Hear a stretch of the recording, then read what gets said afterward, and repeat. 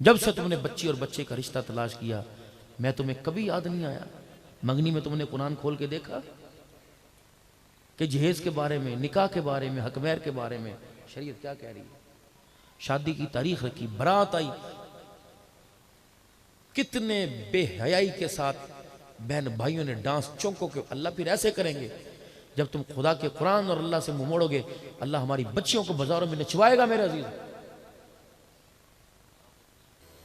اس سے بڑی حرام پائی اور بغیرتی کیا ہوگی کہ دولہے کی بہن ناچتی ہے اور اس کا بھائی اس کے اوپر پیسے پھینکتا ہے کہ دیکھو یہ میری بہن رابعہ نہیں، یہ کنجری بنی ہوئی ہے، دیکھو بھائی اس کو خیر پور کے بندے نے اسے کنجری نہیں بنایا، اس کو بھائی نے کنجری بنایا۔ ہمیں شرم آتی ہے کہیں؟ ہم اس قابل ہیں کہ اللہ کی بات سنیں بیٹھ کے؟ میرے چاند غور تو کریں، کر کیا رہے ہیں؟ کوئی ایسی حد ہے جو ہم اللہ کو راضی کرنے کی کیسے کوشش کر رہے ہیں؟ کتنا اپنا پیسہ آپ ضائع کرتے ہیں۔ مہندی والی رات مجھے لوگ خدا کی قسم، مولانا وہ فون آپ کو اس لیے کیا، حضرت آپ جہاں مرضی سے ڈیٹ نکال کے دیں، تشریف لائیں، یہ لوگوں نے ناچ گانے کی محفل، پھٹے منہ عبدالحنان کی تقریر روکے کہ تمہیں اللہ نہیں روک رہا؟ مولانا میں آؤں گا تبھی ناچ گانے سے رکو گے، تمہیں اللہ کی بات کا احساس، نبی کی بات کا احساس کوئی نہیں؟ اس کا مطلب پھر عبدالحنان کی حیثیت زیادہ نبی کی حیثیت کم؟ عبدالحنان آوے ناوے، مجھے میرے نبی نے ناچ گانے سے منع کیا، کٹ جاؤں گا، بھائی کھڑا ہو جائے، اگر میری بہن کی شادی میں ڈھول بجاؤ میں شامل کوئی نہیں ہونا، چلو موج کرو۔ بھائی تو خود ڈھول کی لا کے دیتا ہے۔ میرے بھائی بس آپ پتہ نہیں، میں تو وہی بلڈ پریشر کا مریض ہوں، مجھے غصہ چڑھ جاتا ہے، لوگ کہتے ہیں ساری بےزتی، یہ بےزتی نہیں ہے۔ جب ممبر پر بیٹھنے والا ممبر کے تقاضے پورے نہیں کرے گا تو پھر چھوڑ دو، لگاؤ مسجدوں کو تالے۔ تم نے 4 موضوع رٹے ہوئے ہیں، اس موضوع پر گفتگو ہوتی ہے، اس کے علاوہ مرسل نیچے اترتے نہیں۔ کان میں جب میں ایسی تقریر کرتا ہوں لوگ ترنم کرو، لوگ ترنم دا مزاج ہے، پھر میرے پیروں میں گھنگرو پہنا دو میں ترنم بھی کرتا ہوں، نہ جب شروع کر دو تمہارے آگے۔ میں صحیح کہہ رہا ہوں کہ نہیں؟ یقین کرو میں 10 منٹ اس طرح بات کر لیتا ہوں اللہ رسول کی، ترنم سناؤ، ترنم لوگ ترنم دیتے ہیں، پیسے دیتے ہیں، سارا مزاج ترنم والا ہے، ٹھیک ہے میں ڈھول بھی لے آؤں، میں سناتا رہوں تو لوگ 4 آدمی گاتے رہے اس کے اندر۔ بہت افسوس والی بات، پتہ نہیں کہاں کو چلے گئے، میں سمجھ نہیں آ رہا، بہت دور نکلے ہو۔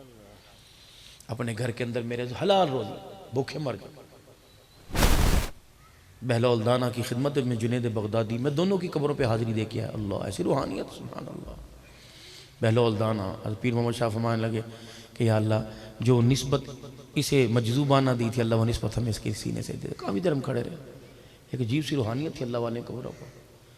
یا ماں باپ کی قبر پہ جانے کو دل نہیں کرتا، جو حال تماشے بنے۔ مولانا زندگی کے اندر اماں ابا کو پوچھتے کوئی نہیں، بعد میں قبروں کے اوپر مکھانے بھی پڑے ہیں، متیسے بھی پڑے ہیں، پانی کے شربت بھی، میں تو سمجھ نہیں آتی۔ اور ہمارے سے بڑا کوئی بیکلا ہے، 1 سال کے بعد جاتے ہیں 2 دابڑے مٹی کے پھینک کے آتے ہیں، ابا کہتا پھٹے منہ تیرا بغیرتا، 1 سال کے بعد آئے مٹی پھینک کے چلا گیا اور قرآن پڑھ کے جاتا، مجھے مٹی تو پہلے میرے پر اتنی پڑی ہوئی ہے، مٹی تو پہلے میرے پہ اتنی پڑی ہوئی، تو یہاں قرآن کی 4 بچے آتے چاروں طرف بیٹھ کے 3 مرتبہ قل اللہ پڑھتے، 12 مرتبہ 4 قرآن کا ثواب دے کے جاتے، تو 2 دابڑے مٹی کے اور ڈال گیا، میں پہلے مٹی سے تک تو اور پھینک کے چلا جا میرے اوپر مٹی۔ بابا کو عقل مانتی ہے اس بات، یہ سمجھائیں تصور کرتے میرے گھر کے دروازے پہ مٹی پھینک کے چلے میرے سے برداشت ہوگا؟ ہاں میرے دروازے کو بجا کے کہ عبدالحنان صاحب کار آگے ہو، 8 دن آپ جلسوں میں رہے، کیا حال ہے؟ تب میرا دل اتنا بڑا ہو جائے، میں یار بیٹھ چاہ نا میں سو رہا ہوں تو چائے پی کے جا بیٹھ کے، یہ ہوگا۔ یہی حال باپ کا ہے۔ اگر تمہارا میرا عقیدہ ہے کہ مردے قبروں کے اندر زندہ ہیں، ان کے ساتھ پیغام اور اللہ کے نبی کی شان کے تو کیا ہی کہنے، سبحان اللہ العظیم۔ جی کٹ جاتا ہے جب روزہ رسول صلی اللہ علیہ وسلم پر داڑھی مونڈ جا کے کھڑا ہوتا ہے، جب مجھے اتنی تکلیف ہوتی ہوگی میرے نبی کو کتنی تکلیف ہوتی ہوگی۔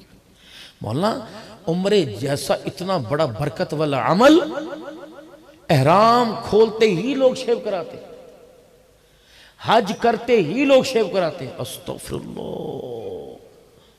مکے میں رہ کے تو کام نہ کرو، مدینے میں رہ کے تو کام نہ کرو، مدینے کی مٹی کا ہی حیا کرنا میرے سامنے۔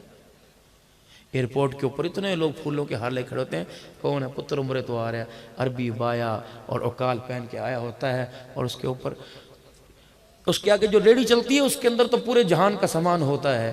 ہم اس سے سوال کرتے ہیں پیارے تو سارا مدینے کا سامان لے آیا، کبھی حضور کی نسبت بھی جھولی میں لے کے آئے کہ نہیں؟ ان سے بھی کچھ لے کے آئے کہ خالی بازاروں میں پھر کیا ہے؟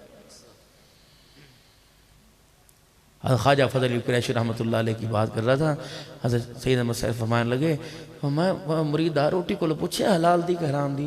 وہ آکھن لگے، روٹی اٹھائی، کہا اندے کو پوچھے؟ انہیں کہا ہاں جی پوچھے، روٹی کو آٹا حلال دا۔ فرمایا سالن بوڑ کو پوچھے؟ کہا جی ہاں حلال دا۔ اے فلانی شے کو پوچھے؟ کہا جی حلال۔ آپ نے کھائی نہیں، یوں کر کے کہا۔ فرمایا پانی کو پوچھے کہ حلال دا کہہ رہا؟ کہا جی ایسا پوچھنا بھول گیا۔ آپ نے فرمایا کہاں سے پانی بھرا؟ کہا جہاں سے روزانہ پانی بھرتا ہوں۔ کہا نہیں نہیں نہیں، آج اس کے اندر سے حرام کی بدبو آ رہی ہے۔ انہوں نے کہا نہیں سیاں آپ کے کنویں سے پانی بھرا؟ فرمایا چل۔ اس وقت گھاگرا وہ کرتا تھا، چرخا نہیں چلتا، ساتھ ڈولی لگی ہوتی ہے، وہ بیل چلایا کرتے تھے۔ جب بیل کو چلایا تو وہ چکرا ٹوٹا ہوا تھا، اور پھر وہ ایک پیالہ گھاگرا جو تھا، پیالہ ایک پانی کی وہ کول جو تھا وہ زمین پر لگ رہا آ رہا ہوا تھا، اور زمین پر وہاں لگ رہا تھا جہاں جانور نے گوبر کر رکھا تھا، تو وہ پانی کے ساتھ مل مل کے آ رہا تھا۔ فرمایا میں نے نہیں کہا کہ گوشت اور روٹی میں سے تو حلال کی خوشبو آ رہی، پانی میں سے حرام کی بدبو آ رہی ہے۔ یہ مجھے پیر ناصر خاکوانی صاحب دامت پرویز نے سنا ہے بٹا کے کہ عبداللہ جنید